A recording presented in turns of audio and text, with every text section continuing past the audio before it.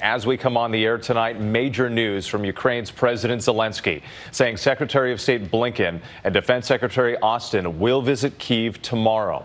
Zelenskyy, ever defiant against the relentless Russian attacks, holding a rare press conference on a subway platform in the capital city, where he made the announcement about Blinken and Austin. The state and defense departments declining to comment. They would be the most senior U.S. officials to visit since the war began. Today, the strategic port city of Odessa coming under missile attack. These images circulating on social media. A 3-month-old baby among the dead. This after a Russian military commander suggested Moscow wants to seize full control of the south and east of the country. Those attacks as the fate of Ukrainian fighters and civilians holed up in that steel plant in Mariupol is unclear tonight after renewed shelling by Kremlin forces. About 1,000 civilians thought to be sheltering underground at that plant. These images believed to be taken this week, released by members of a far-right battalion, which is now part of the Ukrainian army. ABC's Marcus Moore, who was in that press conference with Zelenskyy, leading us off from Kyiv tonight. Tonight, in the face of new and deadly Russian missile strikes in southern Ukraine, a defiant President Vladimir Zelenskyy holding a rare and highly orchestrated press conference on a subway platform in the capital of Kyiv.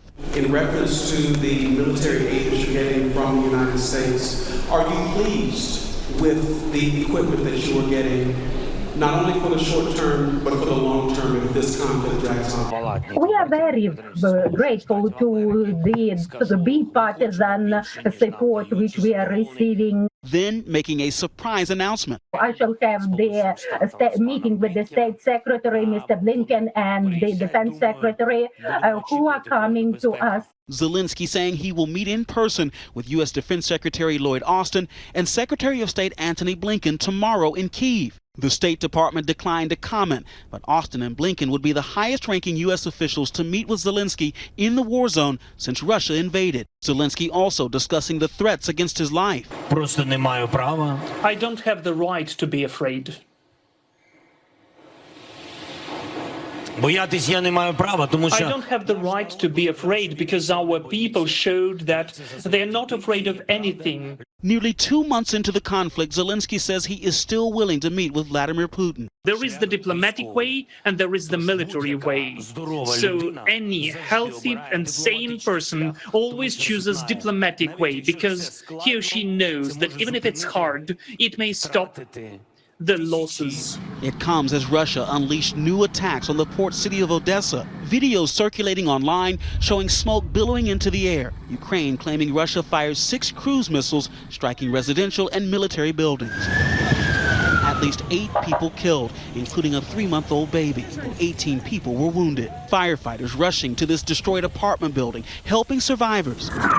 As Russian forces attacked this besieged steel plant in Mariupol today, attempting to storm the fortress and crush the last legion of resistance, according to Ukraine, despite Russian assurances it would not attempt to enter. The fate of more than 1,000 fighters and civilians holed up inside, unclear tonight.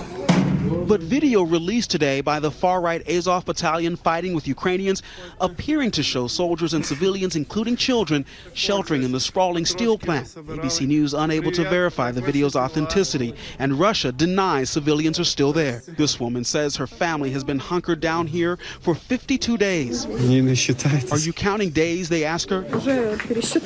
We have lost count. We want to go home very much, but I think there's no home anymore, she says. This bright-eyed young girl still smiling, saying, we want to go home, we want to see the sun. Just wanting to go out, see the sun after all those days underground. Marcus Moore joining us again from Kyiv tonight. Marcus, I want to go back to today's press conference with Zelenskyy. You were there asking questions. What more are you learning about that possible meeting between Zelenskyy and those 2 senior U.S. officials? Well, Whit, this was quite a sight today. The subway stations here in Kyiv served as bomb shelters at the start of this war. So for President Zelenskyy to hold his news conference on that platform was symbolic. As for tomorrow's meeting with Secretaries Austin and Blinken, President Zelenskyy says he will talk to them about the weapons Ukraine needs moving forward and potential delivery dates. And Whit, he remains confident that Ukraine will prevail in this fight. Whit. All right, Marcus, thank you. Hi, everyone. George Stephanopoulos here. Thanks for checking out the ABC News YouTube channel. If you'd like to get more videos, show highlights, and watch live event coverage, click on the right over here to subscribe to our channel. And don't forget to download the ABC News app for breaking news alerts. Thanks for watching.